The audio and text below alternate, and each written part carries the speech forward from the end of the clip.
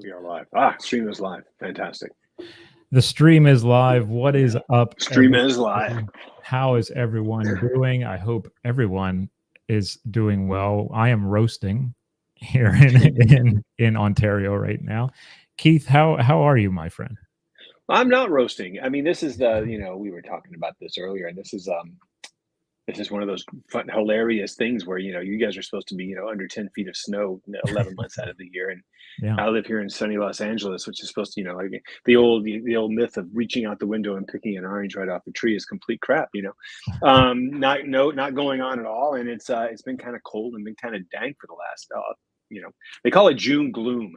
But June gloom has become like, April, May, June, July, and August gloom. These last few years, and so hopefully some things will turn around. We can get our money's worth out of this place. Yeah, I mean, it's people are like, "Oh, are you going to be able to handle the cold in Canada?" And I'm like, "It's not cold all the time. It's not." You look like you're in Florida right now. Check you out. Know. You got your I got my floral MTV tank on. The air conditioning has been trying to keep up all day, and it hasn't. So at least we have central air in this building. Many places still don't have air at all because you didn't need it 25, 30 years ago. So here we are. And so it's been a cool, I think I got up to 32 today for all my Celsius people. So it was about 94-ish today. Fahrenheit. So you've gone all in with this Canadian stuff, John. Talking in Celsius now. Got the Blue Jays. I'm ready. I'm trying to get those permanent residency points up. Yeah. So you make sure that the people who need to are watching this, so they can see how dedicated you are to the Great White North. Okay. Yeah. Yeah. I'm trying my best. We have folks in the chat. Welcome in. Pit History Guy. Welcome in, my friend. Nice to see you here. Baron is also coming in. Mid-90s in Chicago. Ooh. That's a little rough in Chicago. That's something. Yeah. I've never been to Chicago. Have you been to Chicago, Keith? I have. I've been to Chicago in the wintertime. My wife is from the Midwest. And she's from Wisconsin. She's from Oshkosh, Wisconsin. And when we would go visit her family for Christmas and such, we would always fly through Chicago and take a commuter. And the coldest I've ever been in my life was winter in Chicago. And I got off a plane and kind of walked outside for a second, and like all of the fluid in my head just froze. I brought like a leather jacket or something, California guy. I go, well, how cold can it be? Right. I mean, it's winter, whatever. No, I don't know why. I mean, Chicago's a cool city. It's a beautiful city. The food's great, and people are really nice there. And throughout the Midwest, everybody I met was super cool. But I don't know how it's just so cold. I don't know how anybody lives there. I really don't. But hey, there you have it. History of air conditioning is into the chat. I know we're old. We're talking about weather now. That makes us old, I think. Yes. That shows you I'm at least over 40. Now when we're talking about the weather to kick off our live event tonight. We haven't been together in 6 months, and we're like, let's talk about the weather. Let's talk about the weather. It's changed so much. So I do have to ask you, how was the trip this year with your students? Oh, it was great. It was a really small group this year. Now, you've been with us when we've had 30 kids and 4 adults and stuff. You've been with us when we've had big giant crowds. But this year, my class was really small. The class it's a small class. I had 10 kids with me, one other chaperone, and we based ourselves in Gettysburg for half of the trip, and then Washington D.C. for the other half of the trip. So next year, I'm going back to doing the whole thing from Gettysburg and just taking a couple of little jaunts. But no, it was cool. We stayed at the Gettysburg Hotel, which I really like, right there on the Diamond. Nice. We met up with some folks, and Bradley Gottfried took us around town, who's written some really cool books about Gettysburg, and he got to talk about those and about his map books and all that stuff. And he took us around town and showed us some stuff in the town. We never actually toured the town itself before. And so the kids really liked that. Yeah. And then we went to Harper's Ferry, and we went to Richmond, went to Hollywood Cemetery in Richmond, went to the White House of the Confederacy, did some cool stuff in DC. So it was a fun trip, 5 days, it was super cool, but kind of fast paced because we had to go to so many places. In DC, another city that I really love, but it's very congested and hard to get around, Yeah. hard to park one of those big 15 passenger vans Yeah, it in is. DC. Yeah. And it's outrageously expensive. So, trying to like cut the cost a little bit and make it a little easier. I'm just going to go back to the old school way we used to do it together, Mhm. you and I, and just stay in Gettysburg the whole time. I might do a trip to. I've been to Antietam once on this trip. I might do it again next year and see how that goes, just as a comparison. The two battlefields are so different. Oh, yeah. In so many ways, how they're laid out and how they're Mhm. commemorated and all this stuff. So I like to give them that juxtaposition to think about, and so I might head over to Antietam. Yeah, Brad is awesome. I, He I is. I totally agree. Super cool guy. He was on my podcast. He's written about what 17 books or something like that. I think. I mean, I've got them everywhere. They're all over the place. Oh, yeah. Whenever I have to do anything about military stuff and placing regiments on the battlefield, especially, Yeah. I always go to his books to check out. About the best we can get as far as getting people exactly where they were. I think are his Yeah. books. So I enjoy those a lot.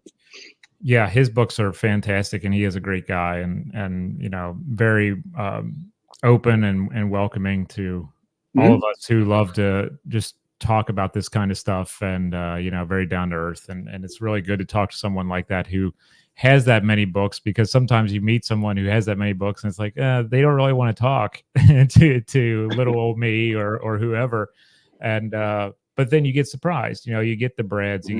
you get the Garys, Gary Gallagher's, you get the whomever, and they're just like, okay, let's have some coffee and just chat. And Brad's one of those guys. So Yeah, yeah, he totally is. yeah. I completely understand the whole thing with having to move around quickly or stay on a schedule with the tour that you had with Hmm. your students, even though it was a small group. I just did a small group tour in Normandy, and it was the same thing Oh where yeah, how was that? it was for me, it was life changing Hmm. because I've been studying this stuff for 25 years and I had never set foot on the ground.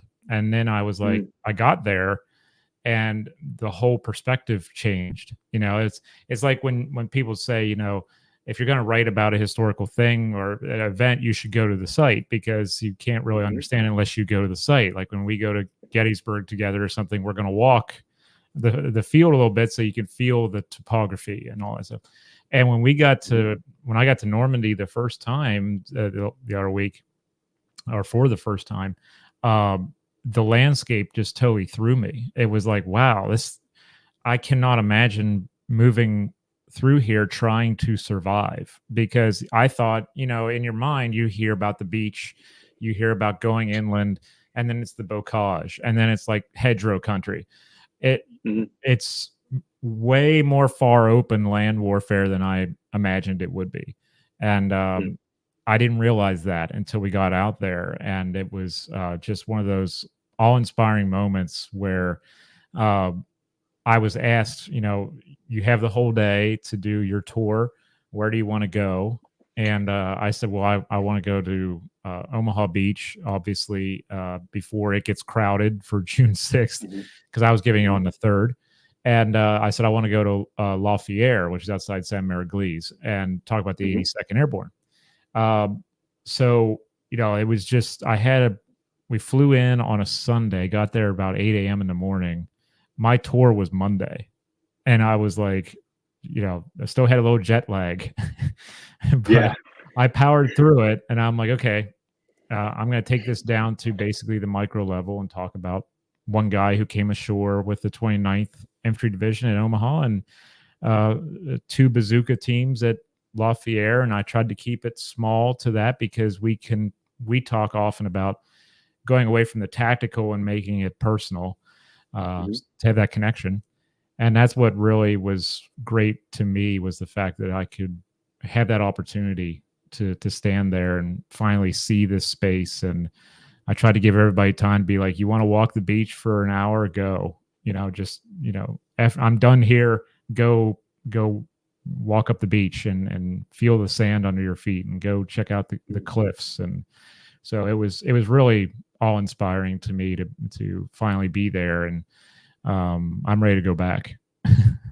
Let me ask you, and this I think this is a kind of an interesting question. How much of the 21st century has sort of invaded this region? Does it still resemble 1944, or has modern living and modern houses, modern buildings, and all that stuff kind of like come into the landscape?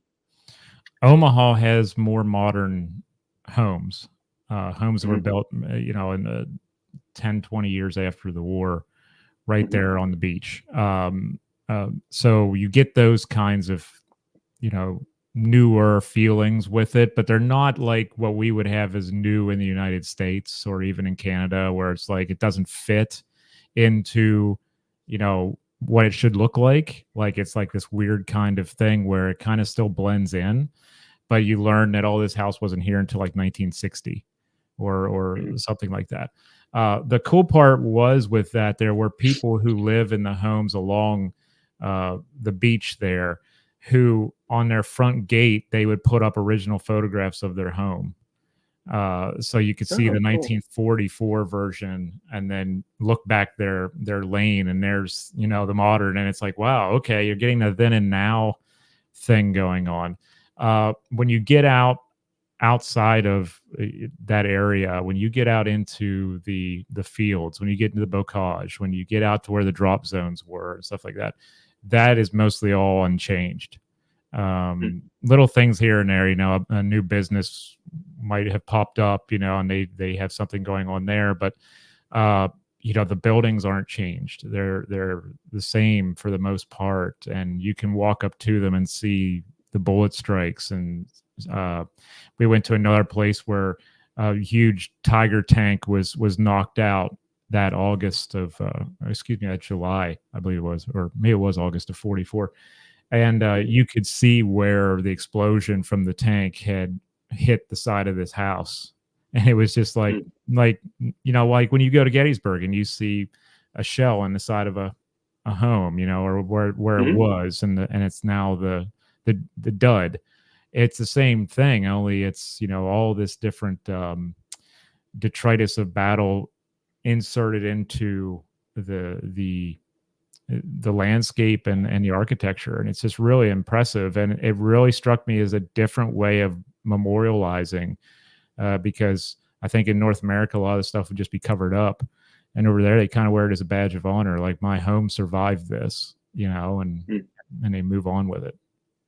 One of the things I talk with my students about this all the time, especially towards the end of the year when we're talking about battlefield preservation and commemoration and memorialization and that sort of thing in the Civil War. And one of the things that sometimes the debates get pretty hot in class over this Mhm, topic is how much of this stuff do we preserve mhm, um, for historical purposes, so we can learn from it and so we can touch it and feel it and try to get some sort of a feeling about what it might have been like. How much of that stuff do we preserve, and how much? I mean, let's be honest. 21st century living requires a lot more things, and there's more people, and there's like living spaces are needed, and modern conveniences are needed, and all the things. And how much of that stuff is appropriate in certain mhm, places? Like we talked about. mhm, I showed him pictures of Fredericksburg, for example, in 1863, 64, 65, and then showed him pictures of Fredericksburg now. And of course, now it's, or Manassas, for example. Manassas right. was a railroad crossing, and now it's, suburb of DC, more or less. Right?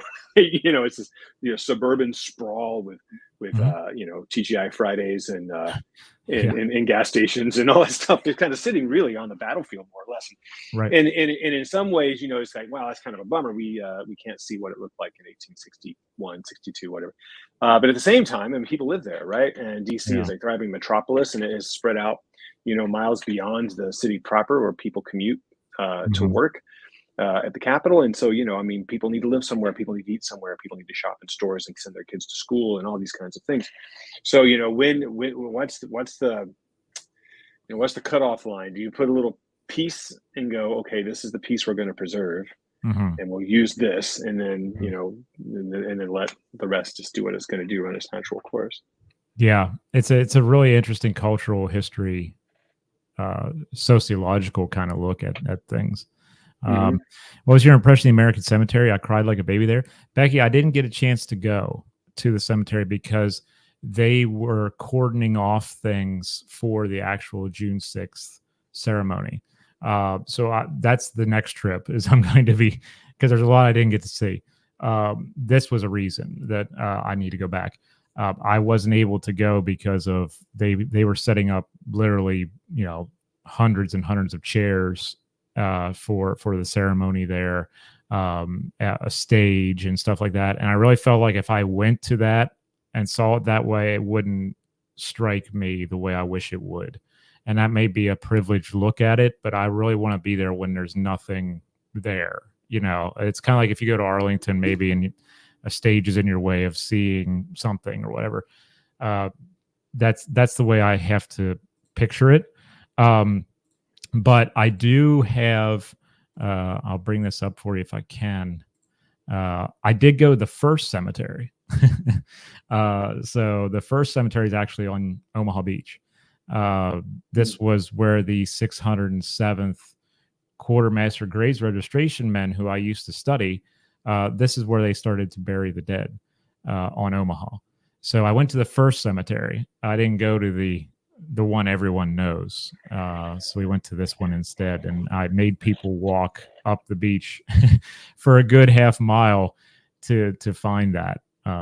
But yeah, next time I go over, it's going to be, I got to go to the cemetery itself.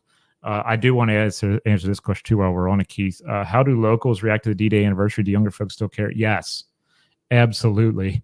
I saw a lot of young people going up and shaking hands with the veterans who are still with us, which there aren't many. They were like taking selfies with World War II veterans, which I thought was really cool. I love to see that. You saw the cultural, kind of like the blending of cultures and generations in that way when you see, this 100-year-old man getting a selfie with someone who's 15. There were American, British, and Canadian flags everywhere.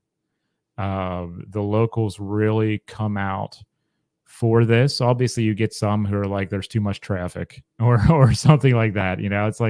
It's like going to Gettysburg on July 4th weekend. Back in the day, you couldn't hardly get through. That's how it was for the 80th. I'm sure the 85th will probably be the same. But the locals come out in force. They really embrace the event. They remember who helped to liberate that area, where they were Free French or they were British, Canadian, American, etc., Polish. They really take out all the stops and go the full mile for a lot of people and do their best. I think they really just look forward to it. And they have banners that say, like "Thank you, Allies" and stuff like that, obviously in French and others in English. But it was an amazing thing, and I was really, really struck by that in a very positive way, obviously. And I was so happy that this wasn't commercialized as we would see in the U.S. or in Canada, especially the U.S., I should say, with like Gettysburg or something like that.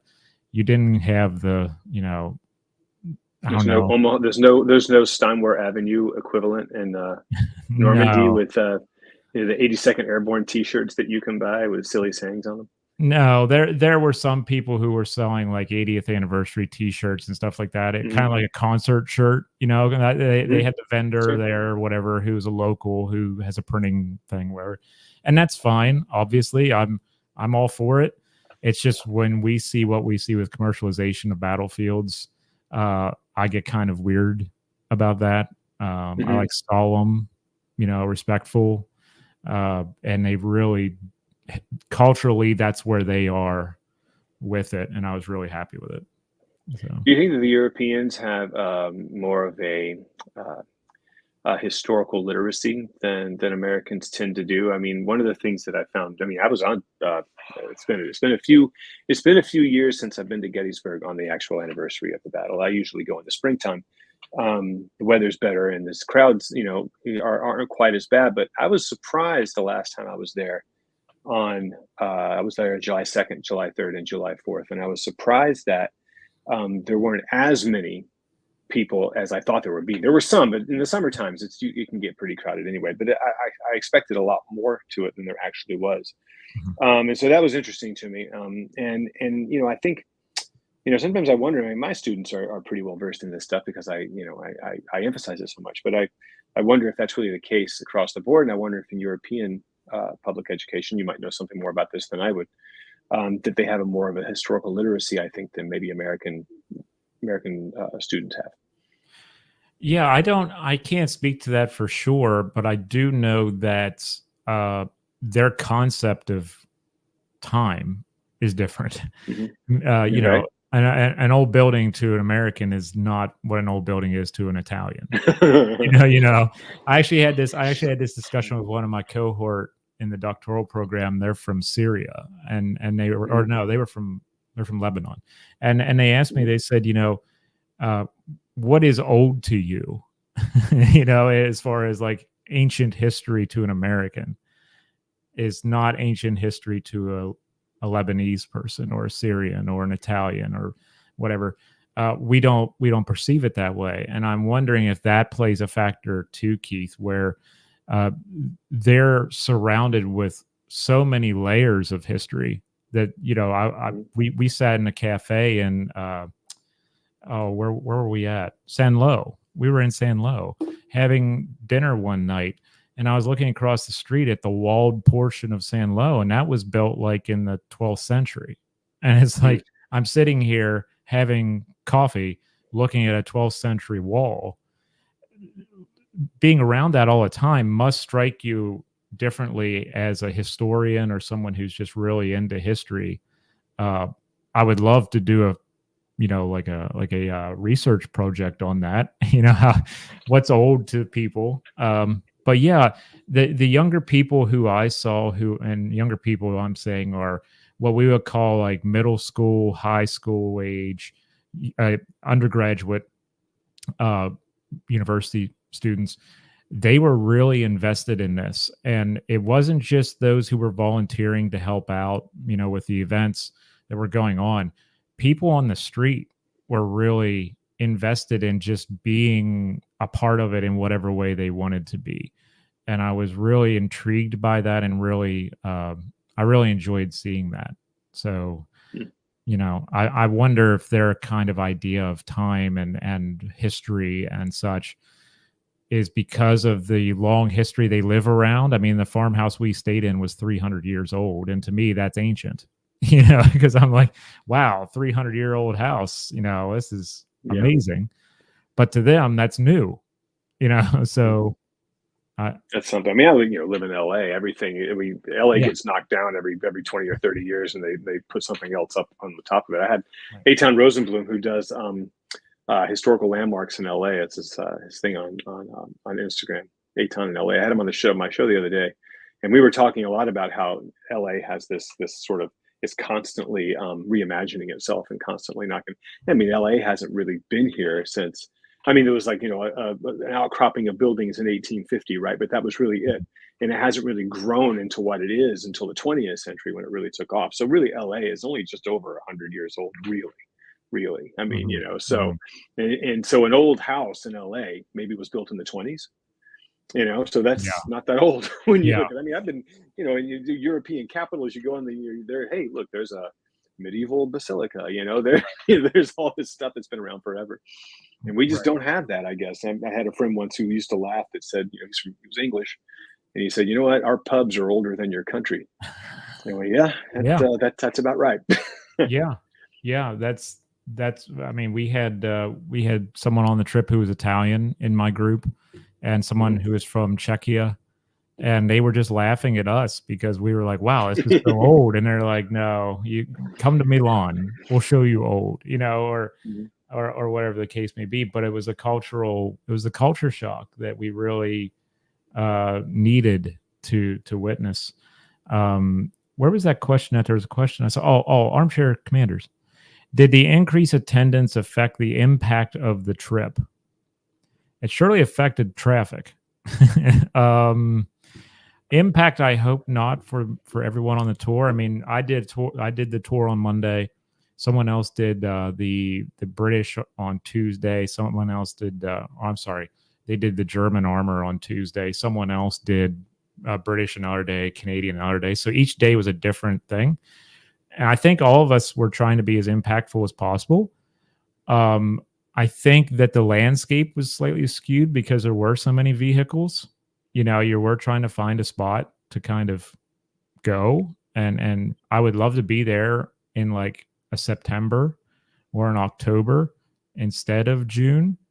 I didn't even go to the beaches on June 6th because I knew uh, there was a security perimeter around them, and some of the security checkpoints were upwards of 3 hours to get through.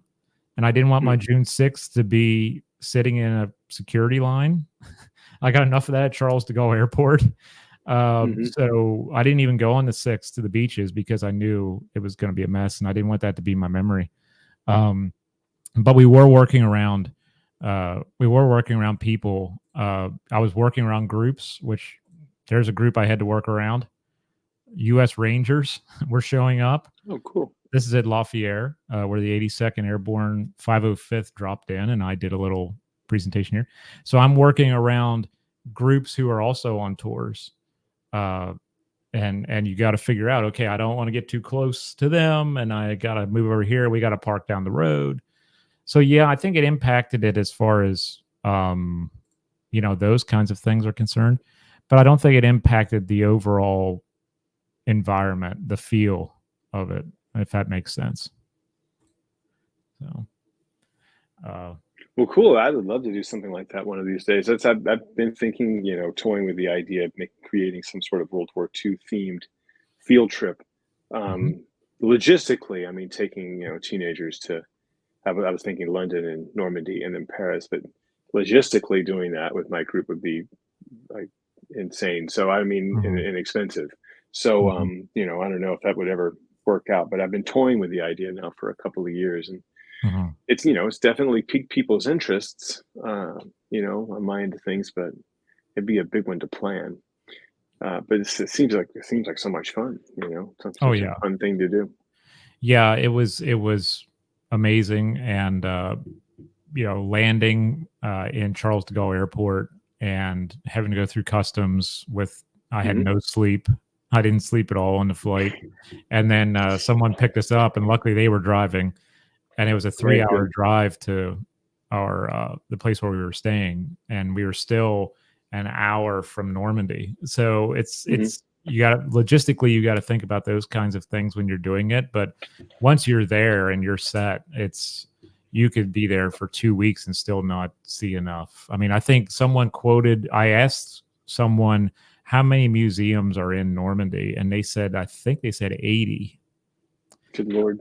So, I mean, and some of them are the huge ones like the Juno Beach Center and the Airborne Experience and stuff, and some of them are just in a house because someone was a collector and they wanted to open up a museum. So that's it. That's another thing with public history, Keith, that I really thought about was how are they doing public history here when you have these big museums that are heavily funded and they have boards of directors and stuff like that. And then you have a mom and pop style because he found stuff in his backyard and he's showing you this stuff. It's really kind of harkens back to the old days in the U.S. when you would go to like a Gettysburg or a Fredericksburg or something like that. And there were these little mom and pop style museums because Earl went out in the backyard and found a bunch of stuff. And he's like, oh, here's my collection. So yeah, no, that's cool. Yeah. And I when I take my kids to these places, I always try to take them to the little mom and pop places too, so they can see the difference between the federally funded National Museum exhibits with Morgan Freeman narrating the movie when you come in and the whole big thing and the millions and millions of dollars that are spent on these things, and then in the story that they're telling, right? Because they have all these places have agendas. They all have certain narratives that they're trying to adhere to and a message that they're trying to impart. And that's true for the big places, and it's true for the little ones too. I mean, I take my kids to the Jenny Wade Museum, the Jenny Wade House, Yeah. which is, they like going in there because it's, it's a little bit on the kitschy side of things because the people take you around there in costume and, they tell you some story, but they're personal stories. And then they have that one room in there that has the artifacts in it, right? The grandfather, the clock on the wall, and the floorboard stained with Jenny Wade's blood, and and the shell that they found in the in the foundation or whatever, and all this stuff. And it's just kind of neat how they tell the story in that kind of in that very, very different way. And they have their story that they want to tell too. It's an entirely different narrative. And so I like to take them to different kinds of places like that, so they can see that there's not one way to talk about this stuff, not one way at all. I mean, and that's true, in the Eastern theater of the Civil War, as I'm sure it's true in Normandy. There's lots of different individual stories to tell, and I imagine that there's probably a national version of that there. Where they tell that the French the French government, I'm sure, has sponsored something there that tells the story of liberation and all that kind of thing. So I need to go. That's one I've never been, and I would love someday to go to Normandy and check it all out. Well, I know people who could help you with logistics because they do it, and it's one of the connect me by all means. Yeah, it's one of the things where if they can help and make it easier for you because of their previous experience, hey, the more the merrier. Put us in touch. Yeah, put us in touch, please. Yeah, because there's already talks about going back next year, and possibly doing a VE Day thing as well. Ooh, cool. And I'm like, well, we got to go to Berlin to do that, but we'll see. But it's still up in the air. But we're talking about possibly going back over as early as next June already. So cool. Who knows? Very cool. Very cool. What have you been reading lately, Keith? Anything? Well, I knew you were going to ask me that, John. So I brought show and tell.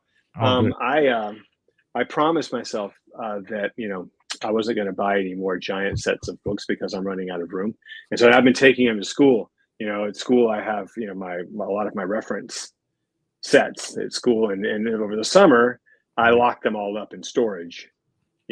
But I just recently bought this, the report on the conduct of the war. It's how many? This is volume 8. Okay, this isn't too bad. This is 8 volumes. This is a small volume. Most of them are like this big.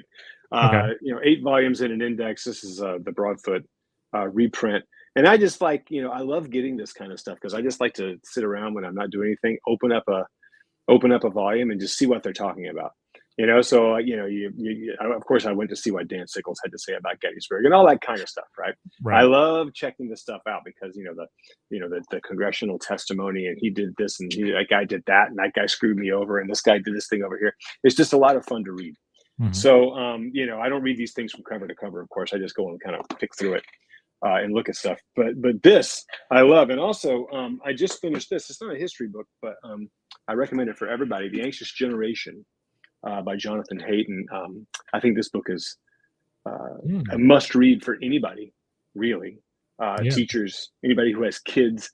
It's about young children and the overuse of social media and what it's doing to their brains as they develop into young adults. And how it's kind of an alarming book, really, but it's something that I think everybody needs to read. To understand what's going on with 11, 12, 13-year-olds right now that are looking at their phones 14 hours a day in what's happening, and so I just finished reading that, and that's a great book. And also I picked up something that's been around for a minute just recently, Alan Gelzo's book on Lincoln and Douglas, the Lincoln Douglas debates in the 1850s. This is cool. I mean, he's a great writer. I read his stuff all the time. I think he's a first-rate historian, and he has a way with words. He writes beautifully, and whenever I read anything that he's written, I always just like it. And I use a lot of the stuff that in my own classes because he's good with evidence and that kind of thing. And so I like to bring up some of the things he says. So that's what I've been reading lately. What have you been up to? I have. History. Please put the youth book name in the chat. Okay. It's called The Anxious Generation. Yeah, I think Jonathan Hayes should send me a royalty check because I've been I've been talking about this and people are buying it. Yeah, it's called The Anxious Generation. Here, I'll hold it up. That's the author. That's the title. And the subtitle is How the Great Can't say that, Rewiring of Childhood is Causing an Epidemic of Mental Illness. It's a mouthful. The subtitle is, but definitely and it's not difficult reading either. It's very accessible. You can knock it out in a weekend fairly easily. But the evidence suggests in this book, and I mean I see this stuff firsthand. As a high school teacher walking through the halls, I see bright, otherwise engaging, ambitious kids. Who could be outside playing football or something, but instead they're sitting inside staring at their phones. And I always go, come on, man, let's go do something. Let's go, let's go talk about something at least. And I get pushback, but whatever they do, they always have a much better time. Anyway, I don't know if you've seen this, Keith, with your students or not, but I've seen some of the students that I that I have in my seminars. They have gone back to flip phones.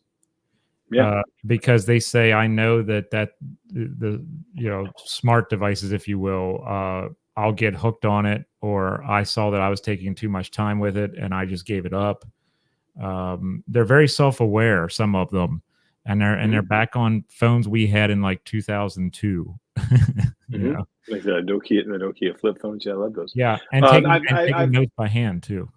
Yeah, I insist they take notes by hand in my classes. I don't allow devices in my classes, and I know that's somewhat controversial, but ever since I got rid of devices in my classes, the overall average GPA has gone up significantly. It's the evidence is ironclad as far as I'm concerned. At least the anecdotal evidence from my perspective is ironclad that you take devices out of their hands and they actually pay attention to what's going on. And the exercise of writing notes, I think, stimulates intellectual activity and thought, and helps them retain the information and helps them engage with it much better. As this is just my personal experience. But no, I have talked to a few kids who thought about it, and there's a number of kids. We have a weekly, and in my school we have a weekly meeting where we talk about issues. And one of the big problems that we had in my school was that people weren't focusing on what was going on at the meeting, but they were looking at their phones, and so we took the phones away. And they voted on it, by the way. They voted to get rid of them. This was their initiative, and so they, as a school, voted to get rid of phones during this weekly meeting so they could actually participate. Wow. Right? So they are aware that this is going on. I think. Sure. We'll see how it continues. I keep hearing of schools just banning phones entirely, having kids checking their phones at the beginning of the day and picking them up at the end of the day. And they say it's the kids push back, and I understand why they would. I mean, but at the same time, that engagement's gone up, physical activity's gone up, intellectual activity's gone up. I mean, it seems kind of like the right thing to do. I don't know. We'll see how it goes. Yeah, we'll see how it goes. Before I show you 3 books that I need to read yet that have been sent to me, David Wilhelm just has an excellent question here. And it's okay if it's off topic. It's really not, but it's okay if it is. What does Keith think about the future of teaching history in classrooms? It seems like it's taking a hit, which doesn't seem right. Well, I mean, that's a very complex. It's a good question. By the way, David, thank you. It's a complex thing. I know a lot of schools are leaning towards math and science, which we need also, right? I don't think that one thing should replace another. So a lot, but at the same time, I don't think that we should eliminate humanities courses, that's history and English, to replace them with STEM. I think there needs to be a healthy balance between the sciences and the humanities. I believe that in order to foster a society of engaged critical thinkers, we need to emphasize the humanities in a way that encourages kids to do that. And I think that we can do that really well. By studying history, for example. I tell my kids all the time, and they look at me kind of strange. They go, listen, guys, the material to me is secondary. The primary focus of this class is critical thinking. And I always tell them that. So if you love the material like I do, then you'll, go buy all the books, read it like crazy. But I want you to take the material and use the material to help you sharpen your thinking skills. Why do people do the things that they do? And I believe that is what we're losing. Maybe not in across the board, but I know that maybe some public school districts have backed away from emphasizing the humanities, and I think that we're losing those critical thinking skills because of it.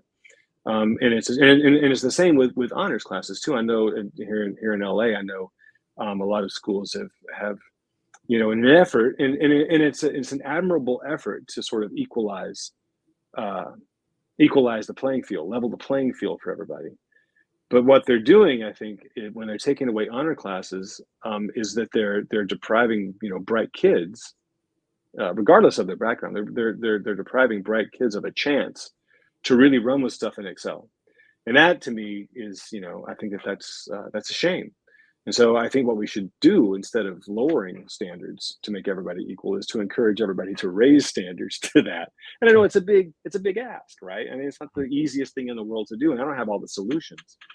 But I think that's what we should focus on, is really, really emphasizing these skills. Otherwise, we're going to have the next generations, the successive generations coming up, aren't going to have the skills to reason through a problem. And that's, and look around, you see people like banging their heads against the wall about this stuff. And if we had the ability to like reason through a problem and listen to someone else's perspective, we might be a lot better off as a society. And that's, studying history can teach kids how to listen to somebody else's perspectives, even ones that make them uncomfortable, ones that they vehemently disagree with. It's still it's something that we should take seriously, and just so we can understand it. And that's why I think learning history or English or any of this stuff is so important. But that was a great question, David. Thanks. Yes, I hope I answered it. Thank you for that, David. Really, really appreciate that. If anyone has any other questions, please drop in the chat. We're here for that too.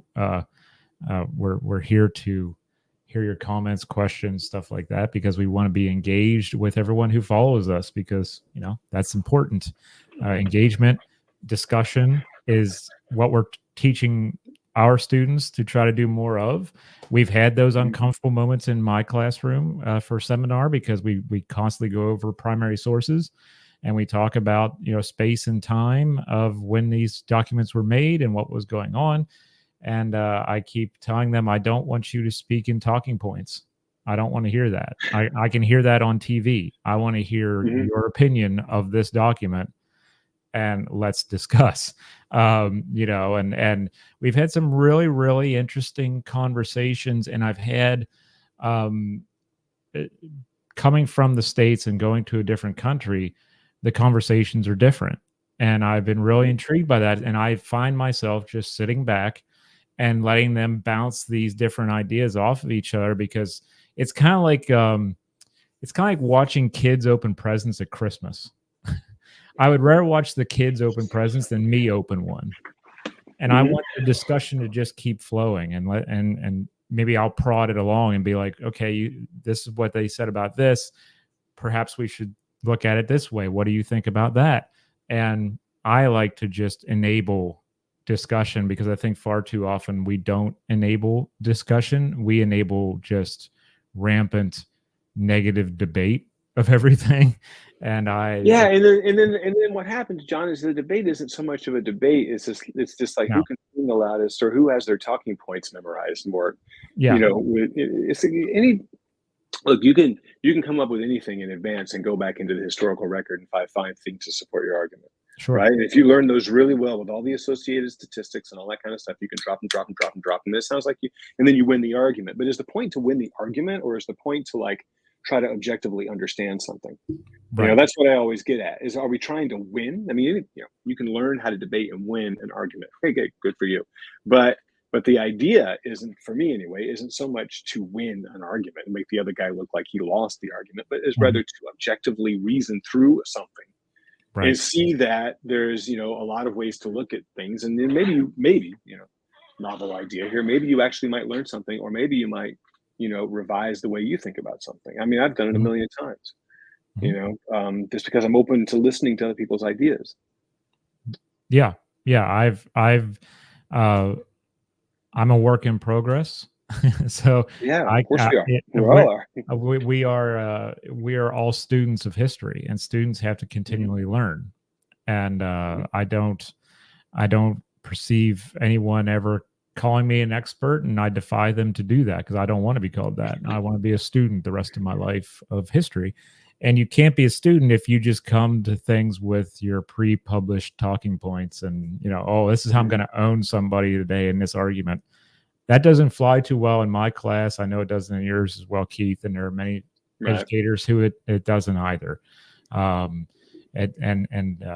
It's a different way of doing things, and we're trying to teach them critical thinking skills. And I've often told them, I'm like, just follow the money.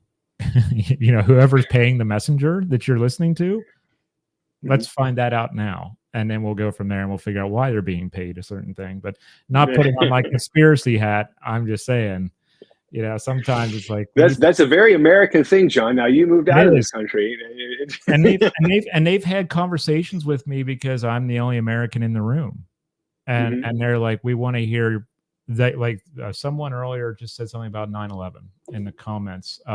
Someone, Armchair Commanders, was in New York for the 20th anniversary of 9/11. The commercialization. We were talking about commercialization, obviously, earlier. Were they selling 9/11 T-shirts or something? That's weird.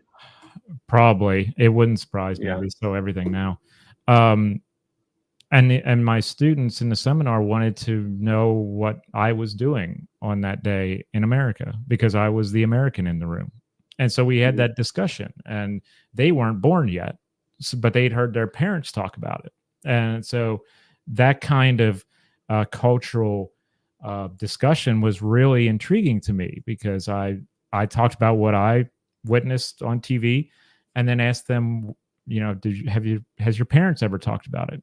And what did they say about it? Because I had to go from 1914 through September 11th in my class, and just with primary sources, which was fantastic. I loved it, but it's a lot to go through. I mean, we could do a whole course just on 1914, but they were really engaged and really wanted to hear what this American in front of the room wants to say about, his experience on 9/11. And, it was a 15-minute conversation with them about that. And I think that kind of discussion was a beautiful thing. And I was glad to see students who engaged in that and had various questions and thoughts and ideas and concepts.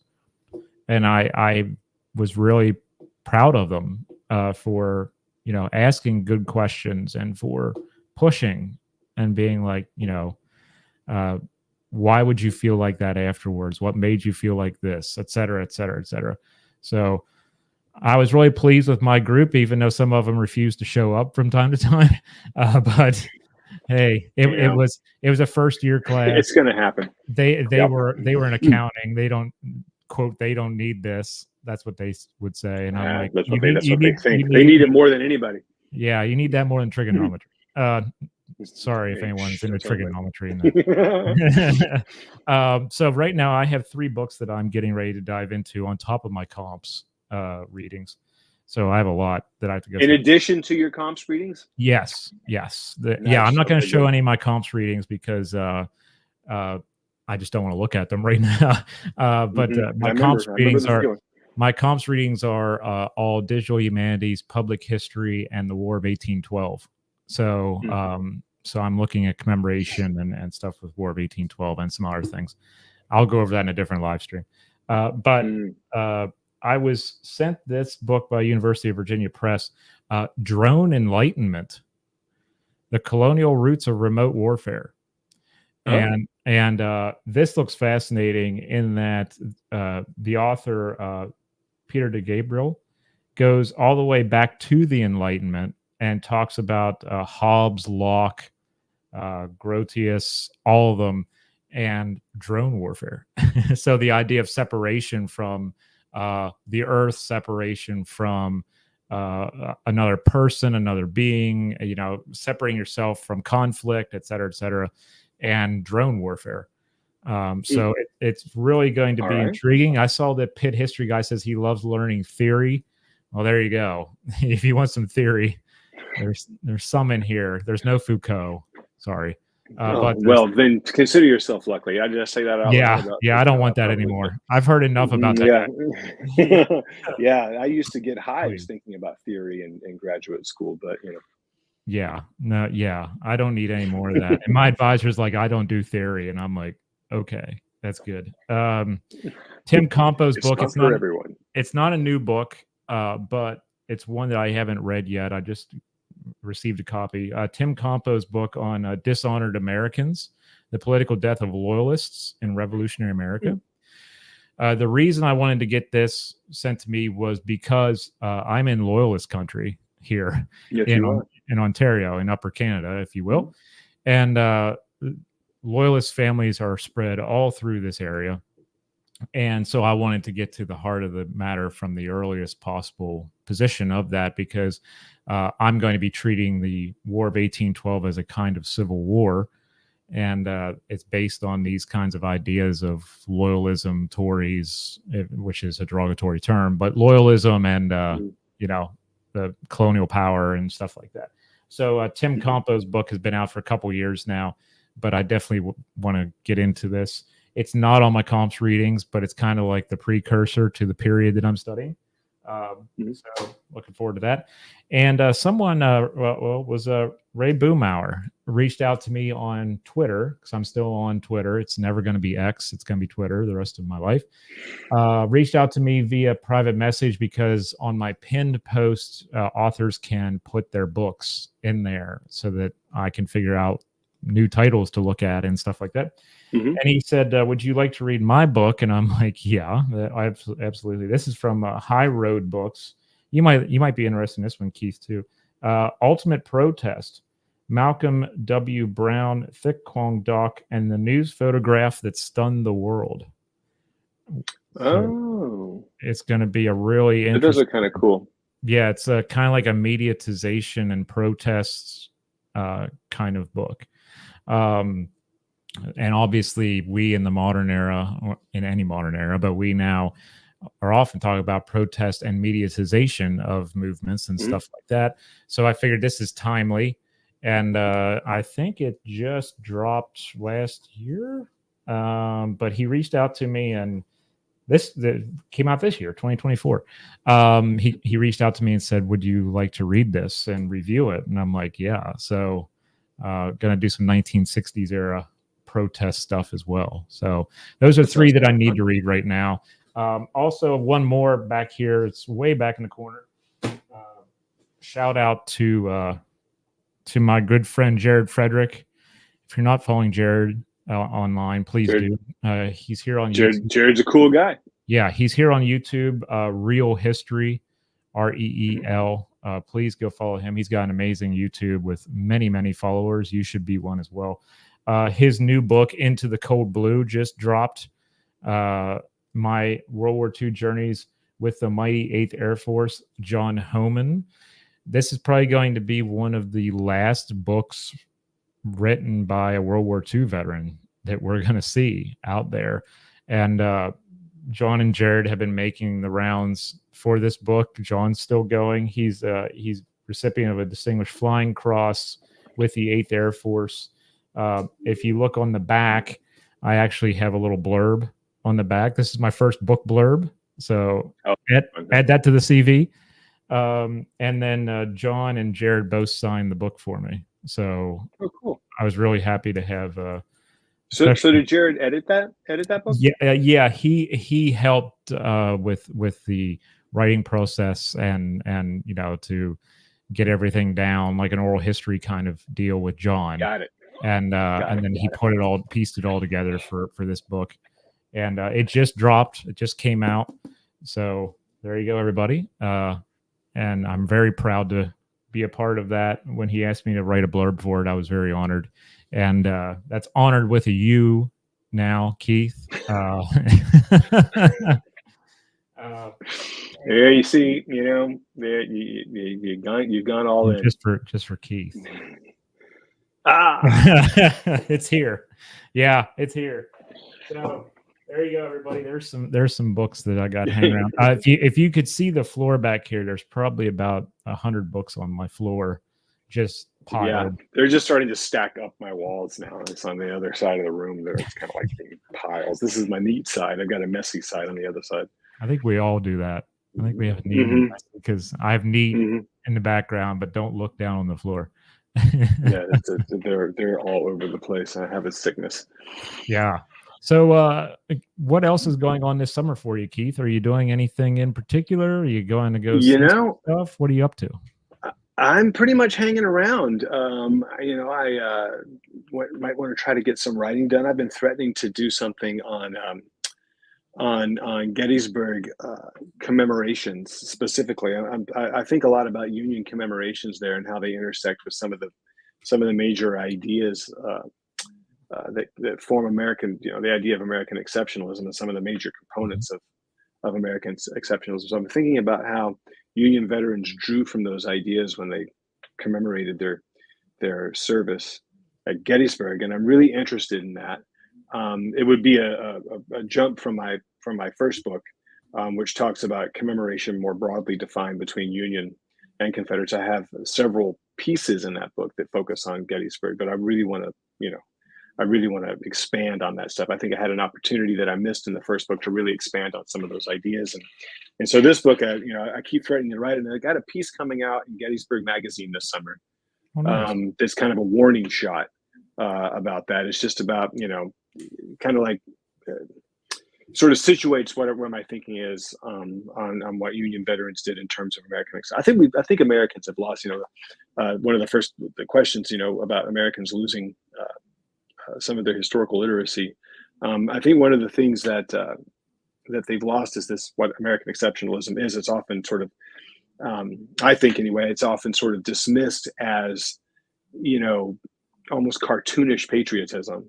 Mhm. USA, USA kind of, and in part it is that. I mean, that's true. You can't you can't separate those ideas out of it. But there's a lot more going on with American exceptionalism, especially when you look at 19th century iterations of it, Mhm. articulations of it. They were very serious about, the United States being unique among Western nations, and that there were no hereditary aristocracies and no monarchies, and at least in principle, a meritocracy. I know that falls short Mhm. across the board, but at least in principle, there was the idea of a meritocracy, and this uniqueness and this idea. And Lincoln said this over and over again in his speeches and his addresses to Congress and his personal correspondence. Even he would say things about the United States being a sort of a beacon for the rest of the peoples of the world to look toward, to emulate, and that kind of. And I think they took this stuff seriously. I know ideas aren't always popular in historical writing, but I think that they took these ideas seriously, even if they couldn't perfectly articulate them. They still come through in their speeches and their monument dedications. And that to me is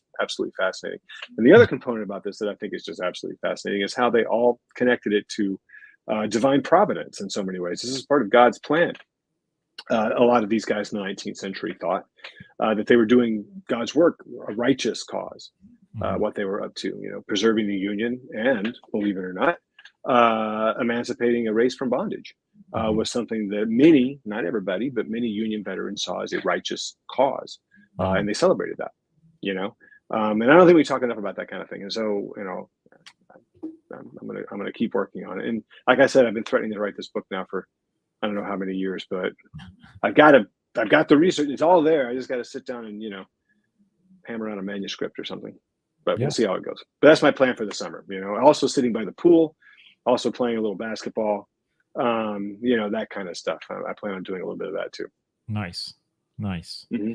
Yeah, I'm gonna be busy just reading all summer uh, for Well, your fun. comps are coming up, And right? yeah, well, I got a year, and Okay, I'm that should I'm be almost enough time. yeah, yeah, right. I'm reading approximately 4 books a week right now Hmm. for comps, not including the stuff that I'm going to review or interview authors or anything like that, or study for tours. So I'm pretty busy with comps. But when you read for comps, it's a different kind of reading style. So Yeah. you're not reading every line. So 4 books a week for comps is not as bad as it sounds, but it does get kind of monotonous from time to time. That's why I need these other books to keep coming, because Hmm. I need that kind of break. Um, and I'm going to be going to a couple meetings over this summer involving a new a new playlist that I'm going to be putting on YouTube for my dissertation efforts. So that's going to be a whole other thing that I can't talk about yet because I have to go to the ethics panel tomorrow and discuss this because I'm going to be using it for data collection. So we'll see about that, which is important for everyone here to subscribe on my channel because you're going to be part of the data, but you don't have to give me anything other than just watch a video. I'm not going to ask you for anything else. Just I'm going to look at numbers. I'll DM you my social security number later, John. Oh yeah, thanks. Yeah, yeah, no problem. Yeah, and like give me the CVC code off the back of your credit card too while you're at it. Sure, no problem. I got you. Yeah, it's gonna be good, but I'm gonna need a lot of people to watch some stuff. So, but yeah, like Armchair Commander, yes, ethics are just suggestions. Yes. Yeah, whatever.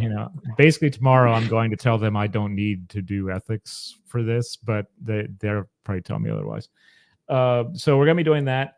Also, Monday, I did an interview with Evan Kutzler about prisoners of war in the American Civil War, because I am collaborating right now with the Civil War Monitor. They are starting to consider doing a podcast, and they've asked me to host the first series.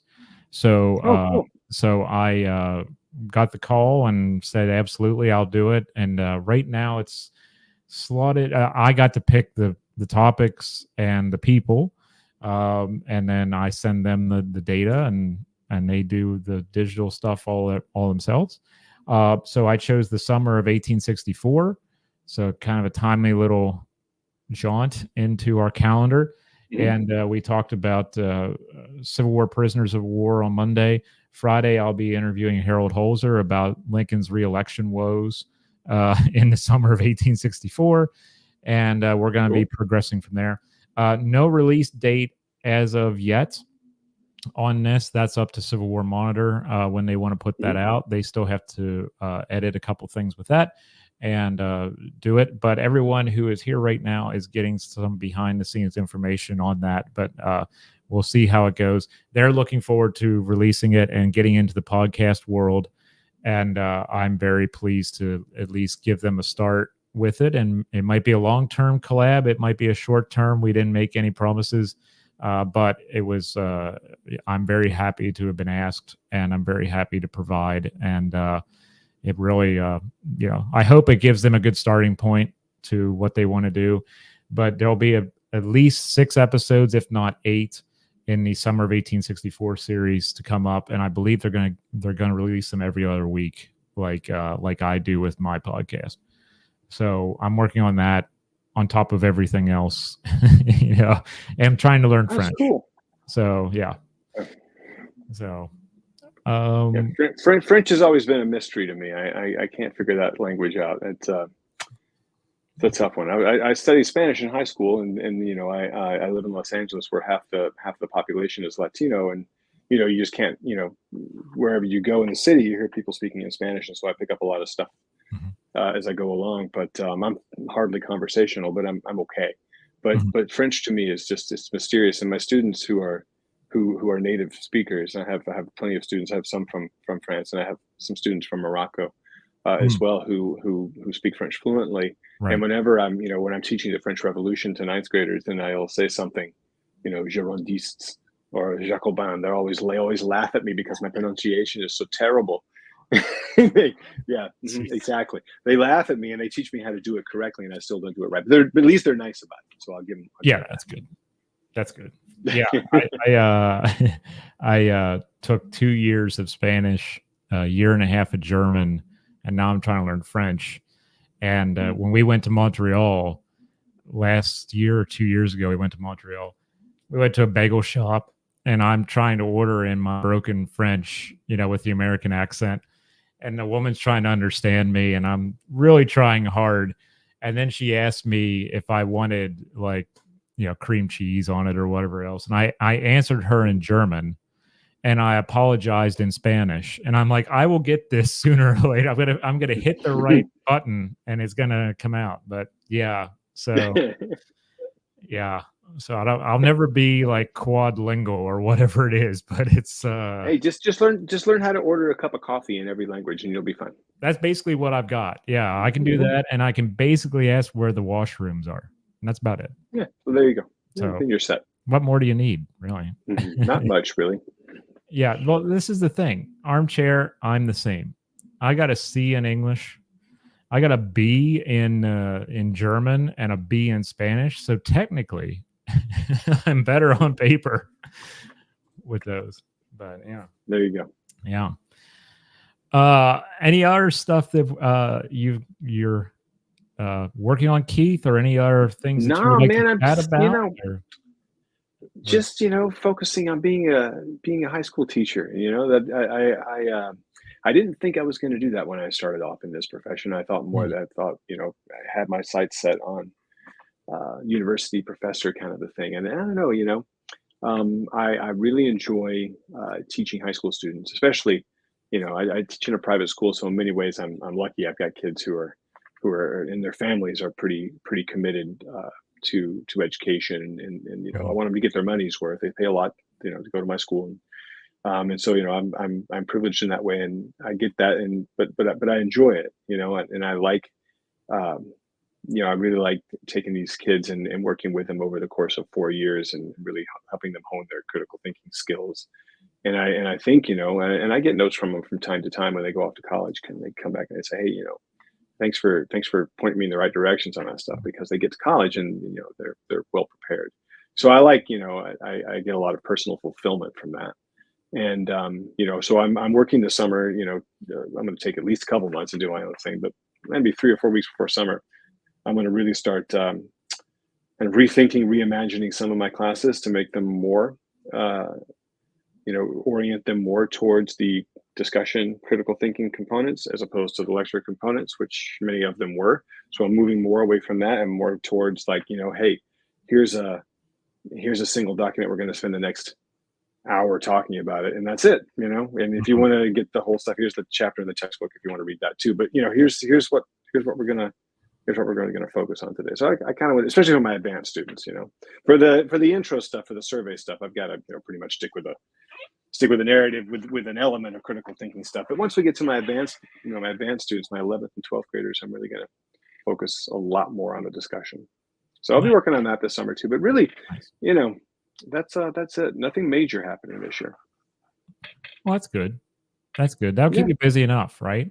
I mean, Oh, it's it'll keep me plenty busy. The days are clicking off already, and it's like I'm already, we're already like coming up towards, was it the 19th? Yeah, coming up towards the end of yeah, June already. So yeah, it clicks along pretty fast. yeah, it really does. I don't start back till September. I've been off since oh my, what was the last day? 22nd of May. It's almost a Oh, month. that's pretty good. Nice. Was the last time that was when I had to have final grades in for my students. Mhm. So I have several months. It's kind of a weird calendar system here with the university, but I like it. You're done earlier, and everything is finished, and then you can have the summer to do what you need to do. But oh, is this breaking news in the chat? What have we got? Willie Mays passed away. Oh, that's a shame. Wow, did that just happen? Oh. Oh wow, must have just happened. Thank you, David, for letting us know. Hmm. Wow, I think I have one of his baseball cards actually. Yeah. Well, Also, for the history nerds in chat, it is Waterloo Day, so today it was the Battle of Waterloo. I was did you wondering. see the Joaquin Phoenix film? No, Yeah. no, Okay.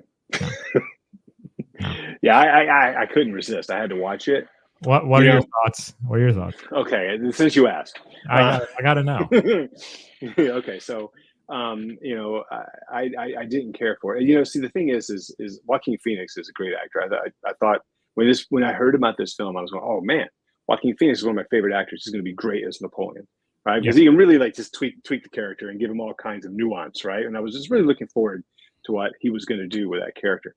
And I just thought that the script was terrible. I mean, god awful. It was like a just the some of the most insipid dialogue I've ever heard in my entire life. And it was visually, it was beautiful. The film was, I mean, just gorgeous looking, right? Yeah. And you've got this wonderful cast, including, of course, Joaquin Phoenix. And I apologize to anybody who, but the woman who played Josephine, I can't remember her name. It's driving me crazy. But she played Princess Margaret in The Crown. Excellent actress, man. She's really wonderful. She played Josephine. Really, really, really good. But just their dialogue was like, oh, I couldn't deal. I couldn't deal with it. So, I mean, I watched all 4 hours of the movie or whatever it was. And it's like, my God, it's just getting worse. It's getting worse as it go along. Not a great movie. Okay. That would, yeah. I even started writing a review about it, and I got so annoyed writing the review, I stopped. Yeah. I've heard nothing but bad things about it. And I was just put off by some of the director's comments about historians beforehand, and I'm like, this thing's gonna flop. Scott, what did he say? Yeah, he was talking about historians basically don't know because they weren't there and all this other stuff. And I'm like, well, if that's the case, then we wouldn't know anything, because like nobody would know anything because, you know, we weren't there anyway. You know, I don't know. It was this kind of weird thing that, because people were getting on him about something they saw in the previews. Historians were saying something, and he got upset and he just bashed all historians. And I'm like, well, I'm not going to give you my money then if you're going to do that. So well, I mean, I being the person I am, I found a friend of mine who got me a pirated copy, and I still don't watch it, you know, because I was like, because by now I've heard the bad stuff. And I'm like, I don't. I mean, I think that sometimes historians can pick nits a little bit much when it comes to these films, because the films, after all, the films aren't meant to educate; they're meant to entertain. Right. And they take up these, you know, these historical topics, and they have history as the background to tell an interesting story. And so they're not going to be precise, and I don't want them to be precise, you know. And so when I speak to historians and they get really down on just the tiny details about stuff, I was like, oh, come on, it's a movie. You know, they did when Lincoln came out, when Spielberg's Lincoln came out, of course, everybody in our world was immediately jumping on all the mistakes. Okay, there was some things, but overall, I think, you know, the movie had a pretty powerful message and pretty interesting message, and so I rather enjoy it. And I thought Daniel Day-Lewis was rad. My favorite war movie. You misspelled favorite, Armchair Commanders. These Canadians are killing me. My favorite war movie. That's a very difficult question. That is. What's your favorite Civil War movie first? Well, you know, I mean, I guess I don't know. That's a hard one, right? So, I mean, I like Glory a lot, of course. I mean, that's kind of the go-to. I like Cold Mountain. I thought that was a pretty decent film. I thought for the purposes of storytelling, I thought that was an interesting story. Lots of things wrong with that movie, but historically, but for the purpose of telling a really interesting Civil War story, I thought that was well done. The acting in it, I thought, was phenomenal. My favorite war film might have to be a Vietnam film. I might want to go with Apocalypse Now. Oh yes, that movie is a haunting film. And if you see Coppola's Redux, the 9 million hour director's cut that he put out, it makes it even that much more just a strange film about, you know, humanity's, you know, the capacity of humanity just to be extraordinarily evil. And it's a wonderful film. And, you know, I mean, it's Hearts of Darkness. I, you know, don't want to spoil it, but it's a great take on that. And I saw that movie when I was a kid, and I didn't understand it in the 70s, and now that I've seen it many times since, I mean, it's that really great, you know, how he's defining civilization and humanity and insanity and what all this. It's great. I love that film. So yeah, so I'm gonna go with Apocalypse Now. Yeah, that's such a deep movie. I love that movie. And apparently, according to my friend in my cohort who's from Hanoi, it is a huge movie in Vietnam with the youth. They love it. Is it? Yeah, they love watching. They like watch it every year. Apparently, it's like a thing. They have parties and watch Apocalypse Now, and I'm like, wow. So now I got to come to Hanoi and watch Apocalypse Now with you. That's interesting to me. Yeah, apparently they're really into Vietnam War movies. I don't know. I guess because they won. I don't know, but I don't know. Yeah, that's very interesting. Yeah. Speaking of movies, everybody, shameless plug here. Next week, I'm going to be on with World War II TV, and we're going to do our top 3 World War II movies. So you're going to want to watch that, because one of my favorite war movies is on that list. It's actually number 1 on the list. Is one of my favorites. It's actually a World War II movie. So that will be next week. And we'll do. Are you going to tell us what it is, or we have to wait till next week? No, you have to wait till next week to find out. Okay. You have to wait. He's joining me all the way from Bayeux in France, and where he lives. Cool. And he left England 23 years ago, moved to France, and never looked back. So I met up with him in Bayeux, and I'm like, he said, if you ever want to do something together, let me know. And I'm like, let's do a top 3 thing instead of just doing something on the Second World War. Let's talk movies.